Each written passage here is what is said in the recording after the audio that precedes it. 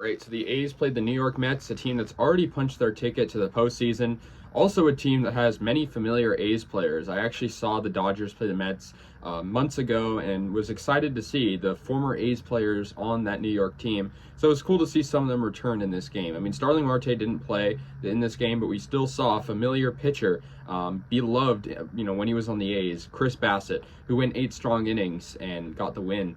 And then also Mark Canha, of course, longtime A's player as well. The A's lost badly though, 9-2. The Mets kind of just got on this game early. They were up, 9-0 at one point. The A's did get a couple of runs, but overall the Mets dominated.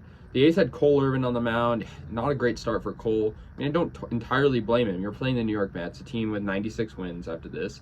And I mean, he struggled. He allowed 11 hits and 8 runs.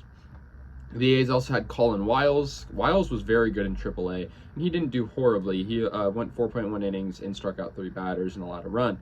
But yeah, let's get into this game. So the Mets win 9-2. So yeah, Mark Vientos got an RBI single off Cole Irvin to put the Mets up 1-0. Sort of a bloop fly ball to right field. It wasn't caught.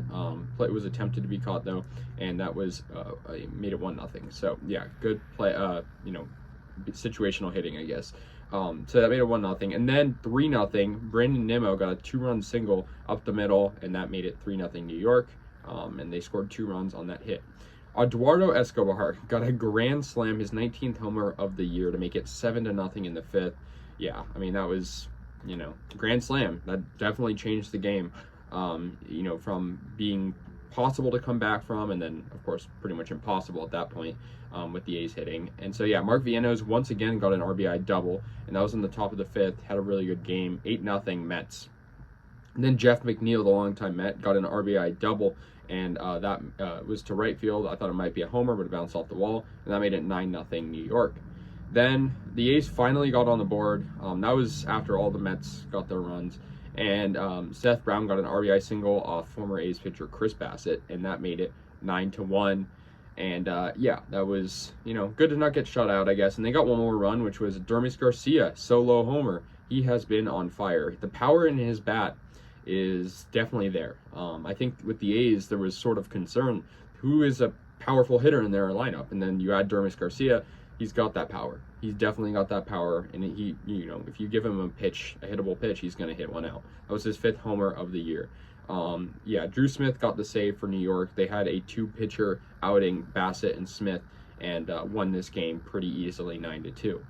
But like I said, I think if you're an A's fan right now and you're looking forward to watching the postseason, even without the A's playing in October baseball, I think you're probably going to root for the Mets, like at least a little bit. That's kind of what I'm doing, because they have a lot of our former players, and I mean, it's cool to see.